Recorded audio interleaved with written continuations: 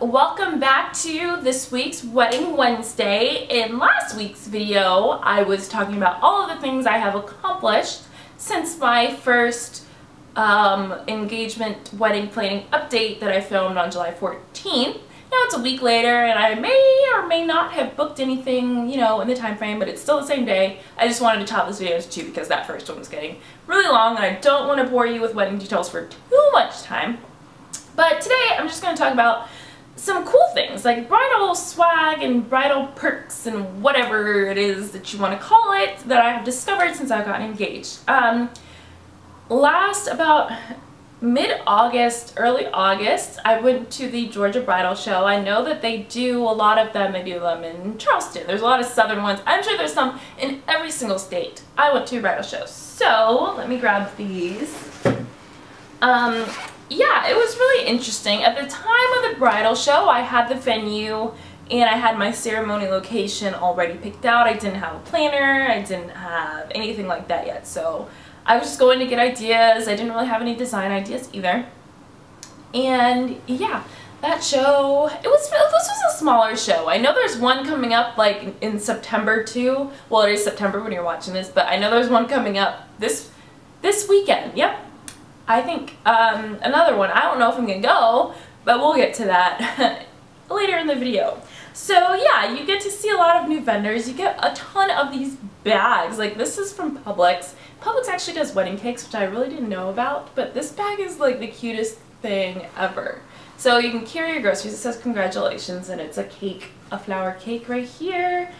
I got that. I also didn't have my dress at this time either, so if you go, like, there's a Winnie Couture boutique here in Atlanta. I know there's only other ones like in LA or Beverly Hills, in New York maybe. But yeah, there's a Winnie Couture boutique here, and they had deals like if you booked a consultation appointment there, you get 15% off your gown and within the next 2 weeks if you came in and you actually bought a dress.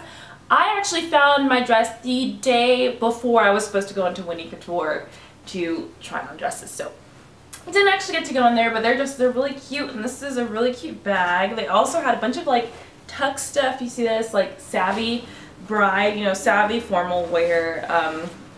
This one is Men's Warehouse. I think this is a giant heart. Yeah, a giant heart. You literally get so many bags, it's ridiculous. There are people there from resorts. What else? So yeah, I went to the Georgia Bridal Show. So this is the one that you get when you first come in there. I went with my mom and my sister. So here's my problem with the bridal show. They had a fashion show, we stayed, which is at the end, and that's kind of like their way to get you to stay because they gave away like a honeymoon and all that jazz. My issue with them is this. Once you sign up, you know, you have to provide your email to have, you know, print your tickets or whatever. They give your email to every single vendor who was at the bridal show. Now, when I signed up for these tickets, I had nothing. So there's like check boxes. I think, if I remember correctly, there were check boxes you could check to see what you were looking for in people, which I found out is how people start spam emailing you. So people, even if you didn't visit their exhibit, even if you never checked that you wanted these things, these people will start emailing you, which is why I suggest you get a wedding Gmail account that is separate from your regular emails because you get inundated. It is so annoying having to unsubscribe from these people. It's so annoying. I get like 5 emails a day about people I've never contacted, things I never asked for, about, oh, hey, this venue is open for an open house. We still have dates in 2014. I don't care. I already have a venue. Why are you contacting me? I didn't go to you personally at the bridal show and give you my information, so I clearly didn't need your services, so stop. It's really annoying. And a lot of them at the bridal show don't have like unsubscribe buttons, so you have to reply like, hey, I already have this. Please remove me from this distribution list. Like, over and over. It's just really annoying. I really wish they didn't do that. So do I use a fake email address when I go next or not? I don't know.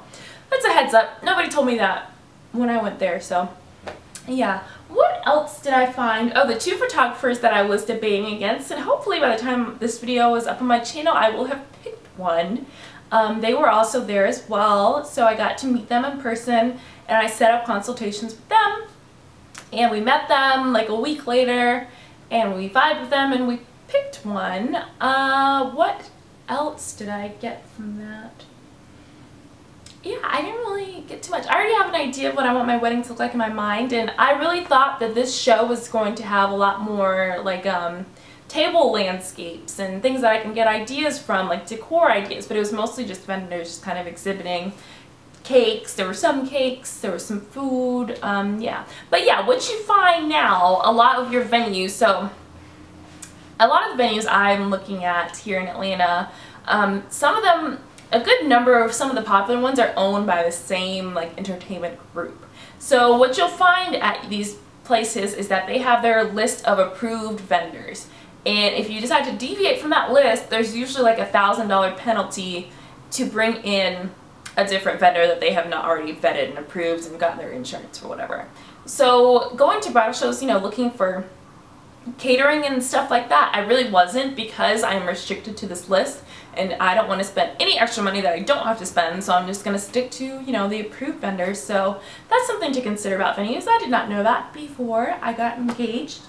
But yeah, so that's bridal show. That's my take on bridal shows. I'm sure I'll go to another one, but at this point I really have all of my vendors. The only thing I'll probably go is for design ideas if there's like a different type of bridal show, because if my design doesn't go through, I mentioned in my last video, I'm trying to find somebody who does food and design at the same time, but they're a little expensive on the design side, so we'll see.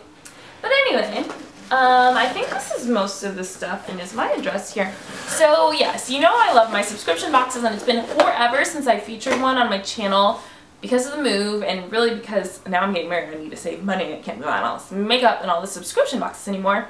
But there is one called the Bride Box that I discovered through Instagram, or no, it was actually My Subscription Addiction, I think that's what it's called. I follow them, her, I think it's a her, on Instagram, and I saw it like before I got engaged, and I was like, oh, I remember this, so I need to get it. So basically, it's a subscription box. It costs $35 a month, or 30 something with like tax, whatever, $37.